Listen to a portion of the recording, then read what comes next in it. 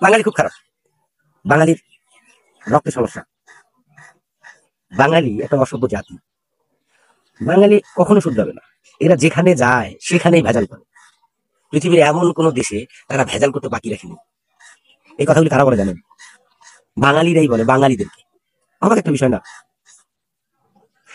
আর 18 কোটি জনগণই একটা কথাকে স্বীকার করে, সেটা কি জানেন? বাঙালির রক্ত ভালো না। রক্ত খারাপ হওয়ার কারণে এরা কখনোই সভ্য জাতিতে রূপান্তরিত হবে না। এরা জঘন্য খারাপ, এরা ইতর শ্রেণী খারাপ, এরা নিম্নমানের প্রাণী। এই বাঙালি জাতি একেবারে জঘন্য। এই পৃথিবীর ইতিহাসে এইরকম জঘন্য মানুষ রাষ্ট্রে নেই। কারা কারা? আমি, আপনি, যারা এই দেশের নাগরিক, এই বাঙালি।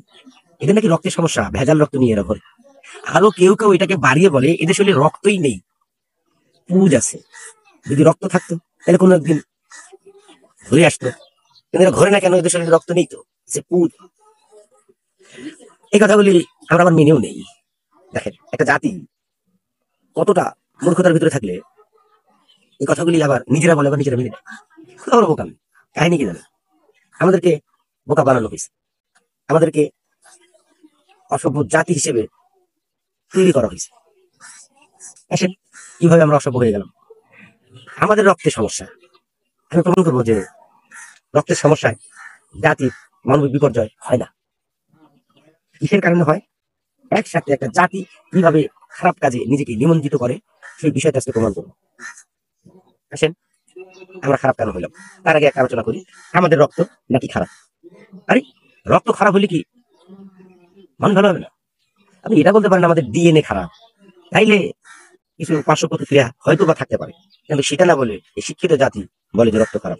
রক্ত খারাপ হলে কি জাতি খারাপ হয়? কখনোই না। আসেন একটা জাতির আলোচনা করি আমরা, তারা হইলো সৌদি। মোহাম্মদ সাল্লাম আসার পূর্বে সেটাকে বলা হয়তো ইলমে জাহিলিয়াতের যুগ, অজ্ঞতার যুগ, বন্যতার যুগ, বর্বরতার যুগ, অসভ্যতার যুগ। তাদেরকেও বলা হয়তো তাদের রক্ত খারাপ, তাদের রক্তই নেই, পুজ নিয়ে তারা করে। কিন্তু যখন মোহাম্মদ সাল্লাম আসলো, তখন সেই জাতি সারা পৃথিবীর মানুষের কাছে আইডল। তাদের অনুকরণ, অনুসরণ করতে আমরা বাধ্য। তারা আমাদের আইকন। কিয়ামত পর্যন্ত খারাপ রক্তওয়ালা অসভ্য একটা জাতি কিভাবে সারা পৃথিবীর আইডল, আইকন হিসেবে নিজেদেরকে অধিষ্ঠিত করলো, সেটা কি? সঠিক শিক্ষা ব্যবস্থা মানুষকে মানুষ হিসেবে গড়ে তোলে। বুঝতে পারতেছেন আপনি কোথায় আমি চলে এসেছি? হ্যাঁ, আলোচনার মূল বিষয়বস্তু হলো শিক্ষা ব্যবস্থা। একটা জাতিকে সভ্য করতে সবচেয়ে বড় যে ভূমিকা রাখে রাষ্ট্রের, যেটা ভূমিকা, সেটা হলো একটা বাস্তবমুখী